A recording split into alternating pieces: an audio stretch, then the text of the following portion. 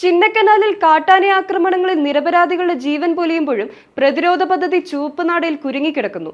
കാട്ടാന ശല്യത്തിന് ശാശ്വത പരിഹാരം കാണാൻ 2022 തയ്യാറാക്കിയ സമഗ്ര പദ്ധതിയാണ് അധികൃതരുടെ കടുത്ത അനാസ്ഥയെ തുടർന്ന് ഫയലിൽ ഒതുങ്ങുന്നത്.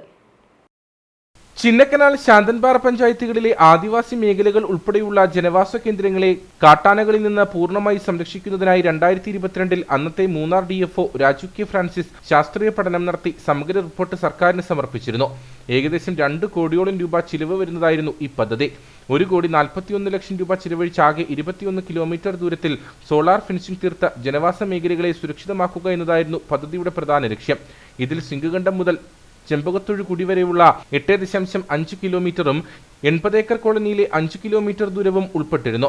കൂടാതെ പന്തടിക്കളത്ത് 3.2 കിലോമീറ്ററും ദിഡിയർ നഗറിൽ 1 കിലോമീറ്ററും ബിയൽറാം മുതൽ ദിഡിയർ നഗർ വരെ 3.8 കിലോമീറ്ററും കോഴിപ്പനക്കുടിയിൽ 1/2 കിലോമീറ്ററും ഉൾപ്പെടെ 21 കിലോമീറ്റർ ദൂരത്തിൽ സൗരോർജ്ജ വേലി സ്ഥാപിക്കാനാണ് പദ്ധതി വിഭാവനം ചെയ്തത്.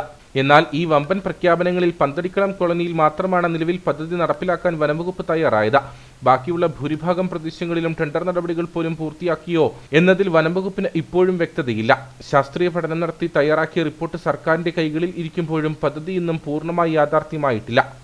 പലരെയും ഇവിടെ കൊന്നിട്ടും ഇതിനൊന്നും ഒരു ശാശ്വതമായ പരിഹാരം ഇതുവരെ ഉണ്ടായിട്ടില്ല.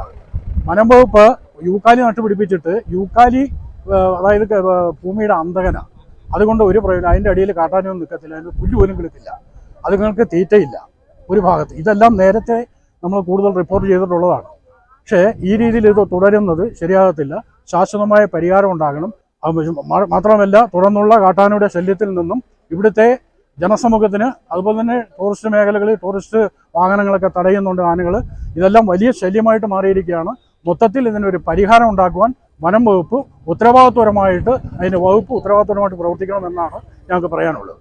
അരിക്കൊമ്പനെ കാട് കടത്തിയ കാലഘട്ടത്തിൽ ചക്കക്കൊമ്പനടക്കമുള്ള ഒറ്റയാന്മാരെ റേഡിയോ കോളർ ഘടിപ്പിച്ച് നിരീക്ഷിക്കുമെന്നും വിവിധ മേഖലകളിൽ ഡിജിറ്റൽ ബോർഡുകൾ സ്ഥാപിച്ച് ആനയെക്കുറിച്ചുള്ള വിവരങ്ങൾ കൈമാറുമെന്നതടക്കമുള്ള പദ്ധതികളും നടപ്പിലായില്ല. RRT സംഘത്തിന് ആനയെ തുരത്താൻ ആവശ്യത്തിന് സജ്ജീകരണങ്ങൾ പോലും ഇല്ലാത്ത അവസ്ഥയാണ് ചിന്നക്കനാലിൽ ഉള്ളത്.